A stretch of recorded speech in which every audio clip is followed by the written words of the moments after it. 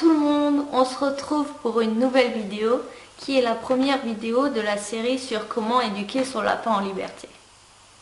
La série va comporter plusieurs vidéos.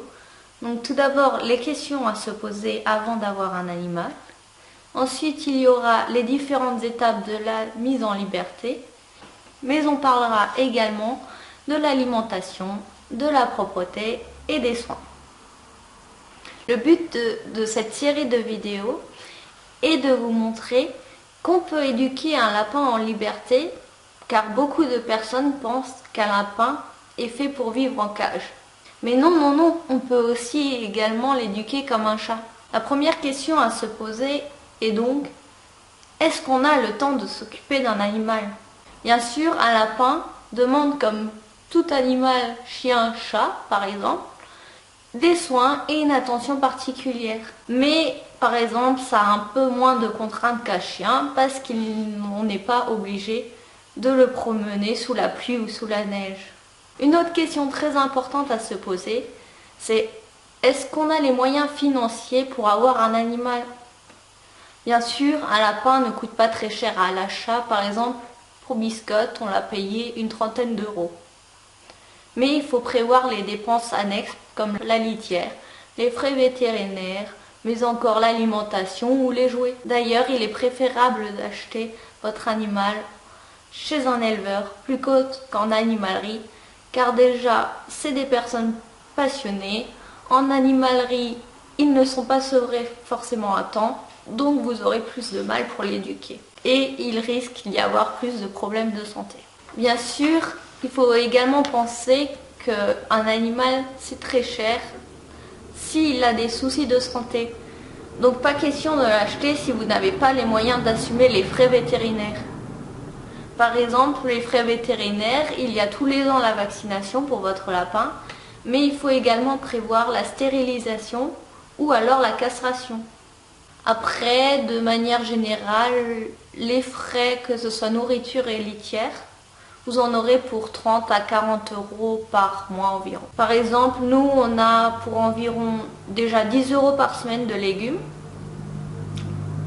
Pour 6 mois, on prend pour un paquet de 8 kg de granulés, ça coûte 35 euros. Et il y a également la litière qu'on achète en grosse quantité, donc des paquets de 20 kg qui coûtent 20 euros et ça nous dure également à peu près 6 mois. Autre question à se poser, qu'est-ce qu'on fait du lapin quand on part en vacances ? Parce qu'il est hors de question d'abandonner un animal. Après, comme je vous l'ai dit, un lapin, ça a moins de contraintes qu'un chien. Vous pouvez le laisser bien sûr 2 jours chez vous. Il ne va pas mourir si vous lui donnez bien sûr à manger, de l'eau et vous lui faites sa litière correctement avant de partir en vacances. Mais pour les plus longues périodes, surtout s'il est en liberté, il faut avoir quelqu'un de confiance, que ce soit des familles ou des amis, pour s'en occuper. Il existe bien sûr des pensions, mais les pensions, ils prennent que les lapins en cage. Donc si votre lapin est en liberté, de manière générale, il sera malheureux. Donc c'est une question très importante à se poser. Par exemple, nous, quand on part en vacances, on les laisse aux parents, à mon copain, car on a une entière confiance en eux et on sait qu'ils savent s'occuper d'un animal. Ensuite, il faut se demander, est-ce qu'on est prêt à signer pour une longue période ? Parce un lapin en bonne santé peut vivre jusqu'à 10 ans. Donc bien sûr, un lapin, ça ne doit pas être un achat coup de tête, il faut bien y réfléchir avant. Il ne faut pas prendre un lapin pour faire juste plaisir à un enfant parce qu'on a vu le petit lapin mignon en animalerie, ou alors pour faire un cadeau à quelqu'un. Si vous offrez un lapin à quelqu'un et qu'il n'était pas prêt à avoir, il risque de l'abandonner ou directement de s'en débarrasser et le donner à quelqu'un d'autre. Et ce n'est pas une vie pour un animal d'être baladé à droite à gauche. Il faut bien sûr être prêt à assumer un animal pour son bien-être et son épanouissement.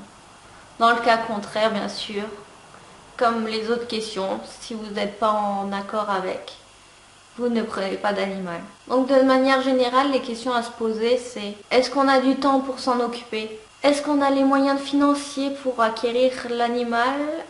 Qu'est-ce qu'on en fait quand on part en vacances ? Mais également, est-ce qu'on est prêt à avoir cet animal durant de nombreuses années. Si à une de ces questions, vous répondez non, ce n'est pas le moment encore pour vous d'avoir un lapin.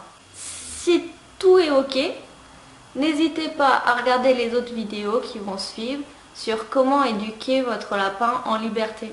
Dans les prochaines vidéos, nous parlerons de notre expérience personnelle par rapport à notre lapin Biscotte que nous avons élevé en liberté comme un chat et nous l'avons depuis 2 ans. Tout se passe à merveille, bien qu'il y ait des petites bêtises comme tout animal.